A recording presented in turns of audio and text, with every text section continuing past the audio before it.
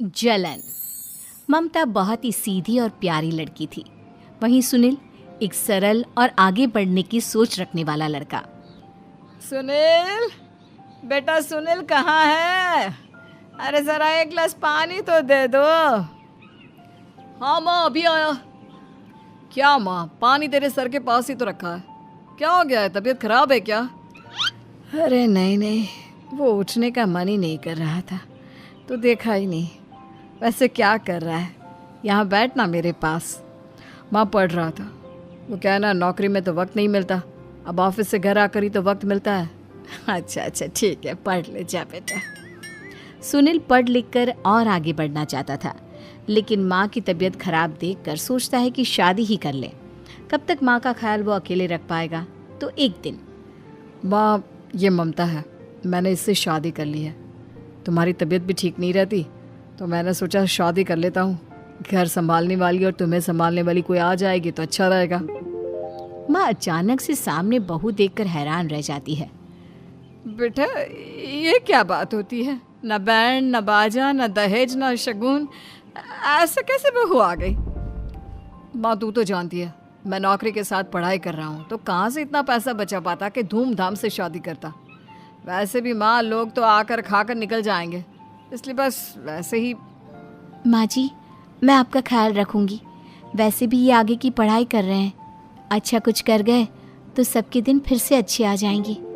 सास को ममता की बात ठीक तो लगती है, लेकिन मन में कहीं ना कहीं लगता है कि कहीं बहू बेटे को लेकर फुर्र ना हो जाए और फिर तो वो रह जाएगी अकेली। बेटा देख, मेरा जो कुछ भी है वो सुनील ही है, और सुनील का भी अब इस दुनिया में मैं ही हूँ और कोई नहीं। क्या सुनील? बिल्कुल माँ, लेकिन आज से ममता भी मेरे जीवन का अहम हिस्सा है, जैसे तू है। सास को बड़ा बुरा लगता है कि उसकी सल्तनत में कोई और हिस्सेदार कैसे हो सकता है। कैसे कोई और उसके 30 साल के बेटे की जिंदगी में अचानक से आकर बराबर का हिस्सेदार बन सकता है। देख बहू, मैं भले थोड़ा बीमार रहती हूँ, लेकिन इसका मतलब यह नहीं कि घर की चीज़ों में मेरा कंट्रोल खत्म हो गया है। मैं आज भी इस घर की रानी हूँ, समझी? बेटा सोचता है कि ये माँ को अचानक से क्या हो गया। कल तक जो माँ कहती थी कि जिंदगी का कोई भरोसा नहीं, वो अचानक से जंग के मैदान की झांसी की रानी कैसे बन गई? माँ क्या हो गया है? सब ठीक है ना? अचानक कैसी बात कर रही हो? ममता का आज पहला दिन है, स्वागत करो उसका। आसपास की आंटियों को बुलाओ, नई दुल्हन की मुंह दिखाए करवाओ। खैर, सास होने का फर्ज निभाती है और बाद में एक सहेली के साथ बाहर निकल जाती है। क्यों री बताया नहीं कि बेटे का ब्याह कर रही हो? वैसे तो सारा दिन हम ही में घुसी रहती हो। अरे मुझे भी तो अभी पता चला, यूं अचानक सर पर लेकर आ गया। कहता है बहू है माँ तुम्हारी, अब इसको भी इतना ही मैं प्यार करता हूँ जितना तुझे करता हूँ। लो जी, ये क्या बात होगी? क्यों इतना प्यार करता है? अरे माँ का प्यार तो ज़्यादा होता है। अब उसको तो कोई दूसरा पति मिल सकता है, लेकिन तुम ही बताओ, क्या माँ की ममता किसी और की हो सकती है? ना जी ना, बेटे को समझाओ ये बात। अरे क्या समझाऊं, मुझे तो खुद ही समझ में नहीं आ रहा कि क्या हो रहा है। जो बेटा कल तक माँ माँ करता था, अचानक से बीवी बीवी का राग आलाप रहा है। देखा, उसकी बीवी ना सुंदर और जवान है। सुंदरता के आगे तो एक से एक नहीं टिके, तो तेरा बेटा किस खेत की मूली है? सास को भी समझ में आ जाता है कि बहू की सुंदरता के आगे माँ का प्यार किसी काम का नहीं।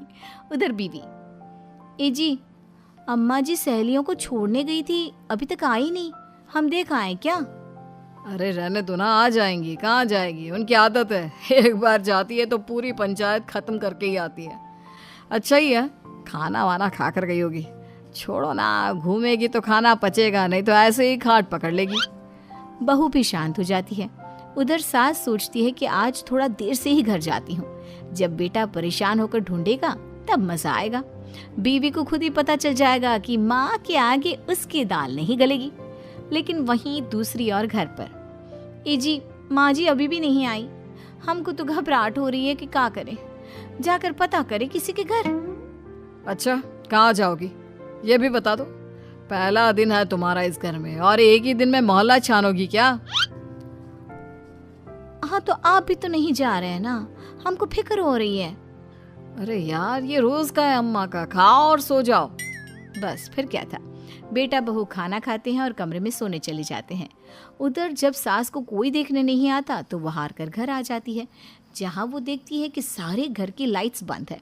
सास को गुस्सा आता है, बहू, ममता बहू कहाँ हो? लेकिन सारे दिन की थकी बहू को ऐसी नींद आती है जैसे किसी ने भांग की गोली खिला दी हो। वो तो नहीं उठती। उठकर आ जाता है बेटा। अरे क्या बात है अम्मा, काहे चिल्ला रही हो? अरे सो जाओ ना, सुबह की थकी है बहू, वो सो रही है। जोर से बोलोगी तो नींद खुल जाएगी उसकी। माँ को गुस्सा आ जाता है। फिलहाल तो सो जाती है, लेकिन मन ही मन ढेर सारा जहर बहू के लिए भरा होता है। सुबह बहू चाय बना रही होती है कि सास धीरे से गैस तेज कर देती है, जिससे चाय का बर्तन जल जाता है। और जैसे ही बहू चाय का बर्तन उठाती है, उसका हाथ जल जाता है। मेरा हाथ जल गया। वो जोर जोर से चिल्लाकर इधर उधर भागती है कि सास थोड़ी देर में उसके हाथ में पानी डाल देती है। हाय रे बहू, क्या कर रही हो? पहली बार रसोई छुई हो क्या? सासू माँ गलती से गैस तेज रह गई थी और बर्तन जल गया, जिससे मेरा हाथ जल गया। हाय रे, कितना गंदा दाग। छी छी छी छी, मुझे तो उल्टी आ रही है तेरा गला हुआ मांस देखकर। तू ना मुझे अभी साथ से खाना मत लगाना। बहू भी खुद का हाथ देखती है तो उसे भी रोना आ जाता है। कुछ दिनों के बाद सास की सहेली आती है, बहू चाय बनाकर लाती है। उसके जाने के बाद सहेली कहती है, बहू की सुंदरता ऐसी है कि कोई भी दीवाना हो जाए। वैसे तेरे बेटे का क्या हाल है? अरे वैसा ही है, बहू के पीछे लट्टू। क्या करूं, कुछ समझ में नहीं आ रहा। मैंने तो बहू के चेहरे पर दिवाली के पटाखे की चक्री फेंक दी, उसका पूरा चेहरा जल गया। अब देखो ना रही सुंदरता, और ना ही अब मेरा बेटा उसे पूछता है। अरे अब तो वो उसे छोड़कर दूसरी भी देखने को बोल गया है मुझे। बहू सारी बात सुन रही होती है। आंटी एक बात बताइए, क्या भरोसा है कि दूसरी सही आए और आपके अनुसार रहे? देखिए आंटी, मेरी सासू माँ को गलत बात सिखाने की जरूरत नहीं है। हमारा परिवार साथ में खुशी से रह रहा है। देख बहू, मेरी सहेली की बेइज्जती ना कर, वही अच्छा रहेगा तेरे लिए, समझी? बहू नहीं मानती है। वो बार बार उनकी सहेली को घर से निकल जाने को कहती है। तभी सास की सहेली पास के चूल्हे से लकड़ी लाकर बहू के चेहरे पर लगा देती है। बहू जोर जोर से रोने लगती है। अरे ये क्या कर दिया? मैंने कहाँ किया, ये तो तूने किया। तू ही नहीं चाहती थी कि बहू बेटे के साथ रहे, भला मैं क्यों करूँगी? मैं तो चली, निपटो अब। बहू रो रही होती है, दर्द से चिल्ला रही होती है, लेकिन सास उसे डॉक्टर के पास नहीं ले जाती। तभी पति आता है। क्या हो गया ममता? ये दाग कैसे लगा? तुम कैसे जली? ममता कुछ नहीं कहती, बस दर्द से करा रही होती है। पति माँ की तरफ देखता है। हो ना हो माँ, ये पक्का आपका काम है। आप ही ममता से जला करती थी ना।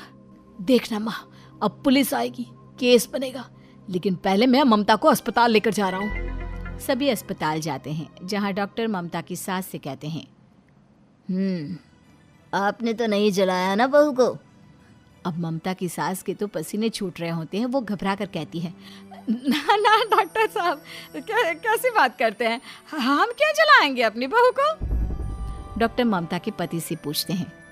देखिए, क्योंकि ये ससुराल में जली है तो मामला पुलिस का बनता है, तो आप पहले पुलिस को बुलाइए, तभी इलाज पूरा होगा। सास डर जाती है कि अब तो बच्ची जिंदगी जेल में ही रहना होगा। रहने दीजिए ना, पुलिस को क्यों बुलाना? सारी हंसी खत्म हो जाएगी जब पुलिस के डंडे पड़ेंगे। बहू को जलाना भले ही बहुत आसान हो, लेकिन उसके बाद सारी जिंदगी जेल की हवा खाना। सास डर जाती है। पुलिस आती है। पास लेटी दर्द से करा रही ममता स्टेटमेंट देती है। तो क्या हुआ था? कैसे जली आप? ममता पास खड़ी सास को देखती है। बेटी बताओ, कैसे जल गई तुम? ओए, काका का किरण वाली शाहरुख, चुप, बिल्कुल चुप। सास चुप। सभी इंतजार करते हैं कि ममता क्या बोलेगी। जी मैं खाना बना रही थी, लकड़ी उड़कर मेरे ऊपर गिर गई और मैं जल गई। सास बहू की बात सुनकर रोने लगती है। देखा माँ, कितनी समझदार है ममता। ये चाहती तो, हाँ बेटा, ये चाहती तो मैं आज जेल में होती। मुझे माफ कर दे, मैं आगे से अभी कभी ऐसा नहीं करूंगी। बहू के साथ मिलकर रहूंगी, मुझे माफ कर दे।